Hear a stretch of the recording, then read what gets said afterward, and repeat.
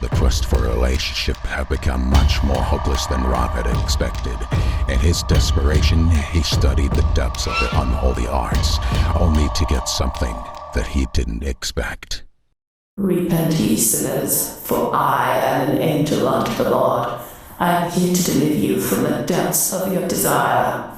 It cannot be! But it is, and your salvation hangs in the balance. What do you command? You must play a game, and if you don't, well, you can see the punishment itself the most nunholy.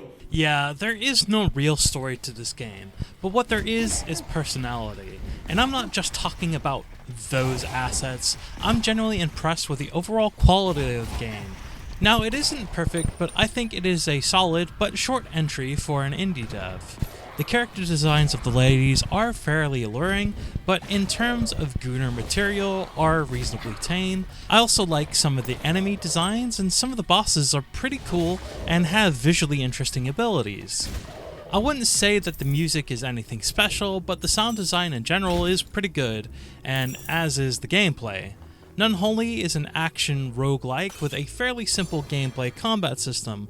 Where things really get interesting is the artifacts and abilities that you obtain throughout the randomized levels. This element and luck challenges your skill and ability to manage these new elements on top of permanent upgrades that you can unlock using coins or stones you earn through specific levels or by completing specific objectives.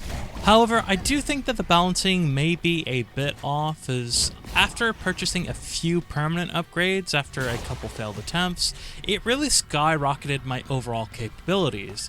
But this does bode well for people who aren't familiar with this type of game and struggle to keep up with the demands of the various challenges that you can find. In regards to accessibility, we seem to have found another indie game that has reasonable accessibility.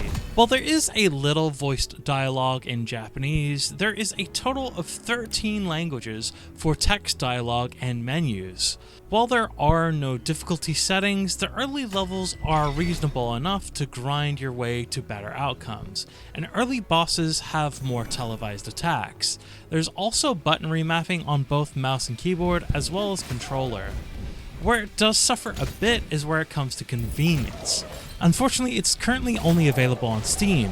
The menu options are fairly bare bones and seem to have some issues. For example, the resolution defaults to my screen size, but the in-game settings keeps displaying the incorrect option. There's also a temporary visual glitch when you change languages.